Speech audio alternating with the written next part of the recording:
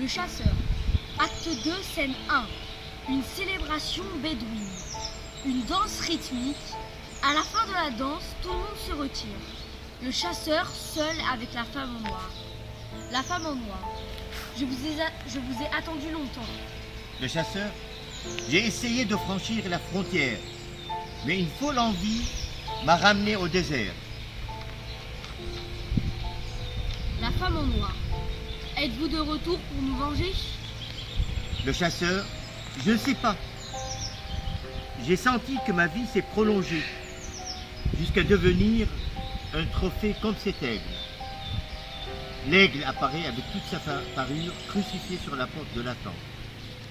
La femme en noir. Je vous apporte une bonne nouvelle. L'aigle est mort. Les 4 chasseurs l'ont tué. Le chasseur, avec amertume. Ceci pour honorer mon retour. La femme en noir. C'est une nuit oppressante. Le chasseur, ma chère épouse, nous célébrons notre mariage. Ne vous mettez pas dans cet état de désarroi. Le narrateur. Ce genre de vraie amitié se transforme psychologiquement en terreur. Chaque être humain passe par des circonstances durant lesquelles sa maîtrise de soi-même s'affaiblit. Ses nerfs le lâchent. C'est ainsi. J'ai subi cet événement critique pendant que j'ai passé l'examen de fin d'études. Ma confiance dans mon ami était à son apogée. J'ai ainsi délimité ma passion pour cette femme. J'ai observé une grande retenue pour protéger un dérapage de ma pensée. J'avais drôlement besoin de me concentrer dans ce moment critique de ma vie. Le chasseur, scène 2. 2 personnes se positionnent dans le coin du théâtre. Le jeune homme, il faut que j'émigre. La jeune fille, montrant l'aigle sur la porte de la tente. Observe nos lois qui sont figées comme les yeux de cet aigle. Le jeune homme avance 2 pas. Chut, il nous écoute. La jeune fille. Il raconte qu'il est le nouveau symbole de notre tribu. Le jeune homme, avec détermination, il l'a protégé. La jeune fille. Regarde comme il est beau. Le jeune homme, ne t'accroche pas à cet être qui est mort. La jeune fille. Veux-tu que je m'approche à des êtres vivants tiraillés par des envies, l'un qui veut émigrer, un autre qui chasse, un troisième qui ensevelit une mort, un mort que nous ne connaissons pas, d'une poignée de terre, un autre immobile en train de prier pendant que des femmes sont confinées dans un grand espace et qui attendent. Que c'est pénible d'attendre. Non, je ne veux pas attendre. Je pars avec toi. Scène 2, suite. Le jeune homme, je t'ai dit que je vénère ces 2 êtres.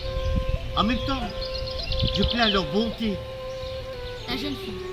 Non, pas de pitié pour sa femme. Elle n'a pas ôté son voile noir car elle sait qu'il allait se faire tuer sans aucun doute. Le jeune homme, n'est-ce pas suffisant ce qu'elle va lui offrir cette nuit de générosité et d'amour? Le chasseur a parcouru tout le désert et a observé de près la terre des hommes civilisés. Et s'il est de retour, c'est pour satisfaire son humanisme, même si cela se termine par un meurtre. La jeune fille, avec un sourire. Ne peux-tu pas le sauver? Le jeune homme, tu commences à lui vouer une vraie tendresse. La jeune fille. Ne peux-tu pas le sauver? La chute, acte 2, scène 3. Le choc d'une révélation, deuxième partie. Le mystère d'une vie après la mort. Appelant Sasdel. Je suis encore trop fatigué. Sasdel, je te rappelle que tu as écrit scène 4. Quelle merveille! Et comme un noyé, il essaye de s'accrocher à la vie.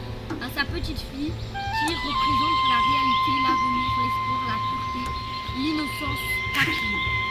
C'est le seul moyen de s'assurer qu'il est encore vivant, qu'il a encore un parcours à accomplir, un chemin à suivre. Il faut qu'il se relève, mais cette chute l'a brisé. Il se sent perdre des événements tragiques dont il est témoin et qu'il essaye de changer à tout prix, mais il en est incapable tout seul. Il appelle au secours ses amis, en particulier Philippe, sa petite fille. Il s'accroche à elle de toutes ses forces. Il est sûr qu'il peut compter sur elle, mais il baigne dans les ténèbres. Louis, ta lucidité me comble, très cher ami. Elle, c'est tout ce que j'ai pu écrire, très cher ami. Maintenant, tu es rentré chez toi. Qu'attendez-vous? Louis, beaucoup de choses, et la fatigue est aussi immense. Elle, il n'y a pas d'issue, vous devez transmettre le message. Louis, personne ne me croira.